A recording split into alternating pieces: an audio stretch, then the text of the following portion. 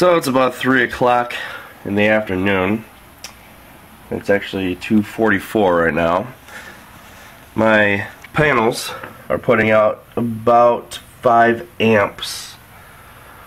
And you can see the voltage is rising. The battery is almost charged. I had a draw on it for a couple of hours of just about, I was about 140, 150 watts, but there wasn't any sun hitting the panels. So you can see I'm putting out 5 amps, right? I'm going to go ahead and head out here and show you that one panel is completely filled or exposed to the sun. The top panel is actually somewhat. So that's where the little extra amperage is coming from. Looks like you can see where the sun is off. And by about an hour or so, this should be completely filled up or exposed to the sun. I'm planning on adding another panel on the top up here. I'm going to bring this one down. Bring this down over the balcony slightly. Add a third panel. It's going to take it longer to become exposed to the sun, but once the sun hits it, probably about 4 o'clock or so, then I should be generating a full 15, actually it'd be about 17 amps of electricity. But we'll have to see. I'm still working on designing a stand that'll hold 5 panels total, and they're not going to be in one row, they're actually going to be 2 rows. But you can see here what my problem is, my limitation is that I don't want the panels to be covering up our view, and we typically don't use the right hand side of the balcony doors, so I don't mind covering that up. I just don't want to cover up our way to get out. I should be able to add 2 more panels without actually 3 more total on here, so that'll bring it up to 500 watts on the balcony, but we'll see. We'll just have to see.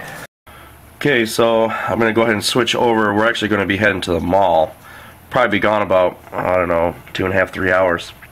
So what I'm going to do is I'm going to demonstrate what I do when I'm basically leaving. I'm going to switch over to grid tie inverter.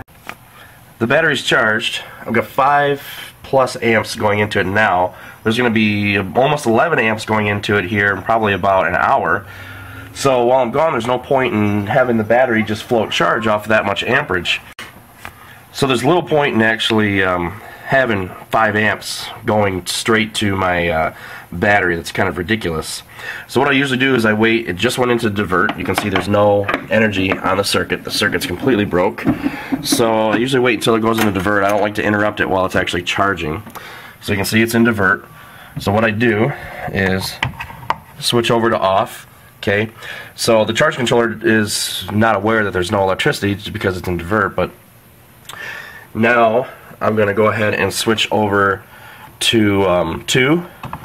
Okay, so now the flow of electricity is going through 2 and it's coming down to my grid tie inverter.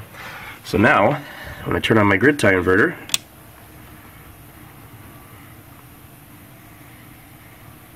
and there it is. So now the electricity from the panels is going through to the grid tie inverter. So now it's heading out to the grid. So that's what I do. Pretty simple demonstration.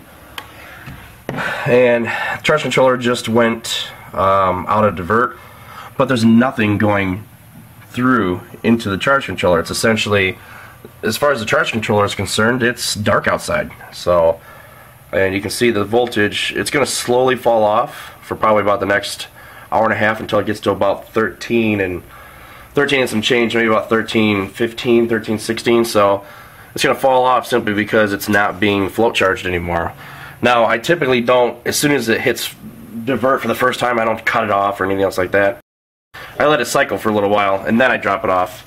So alright, hopefully that is a useful demonstration for you. Okay, so the sun is bright. I am getting almost 10 amps. It is just ever so slightly under the 10 amp mark. And you can see here that it's almost at 14 volts. It's pretty much right there. And my inverter is running right now. It is actually powering everything here. I'm actually editing a YouTube video right now, so you can actually see that my computer is right now going through this divider switch right here, and it's actually running through this line right here down to the inverter, and you can hear the inverter running. You can hear that running. So I'm drawing just about 200 watts approximately. My computer's not doing anything right now, so it's not drawing what it will when I start editing and processing a video. So this will start to fall off as I do that. But right now I'm running my computer completely on solar right now. It's pretty much not using the battery. It's pretty much a one-to-one right now. Now this is a perfect circumstance right now. Now if a cloud goes by, then it's going to pull from the battery. If I get just a tad up above 10 amps, then there will be a surplus and it'll start charging the battery.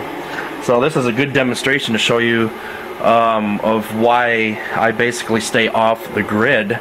Right now, the only thing that I have running in the apartment is my computer, you know, and other than the fridge kicking on once in a while or whatever. So basically, right now at this very moment, when the fridge isn't being used, I'm completely off the grid. I'm not counting on the grid for anything, you know.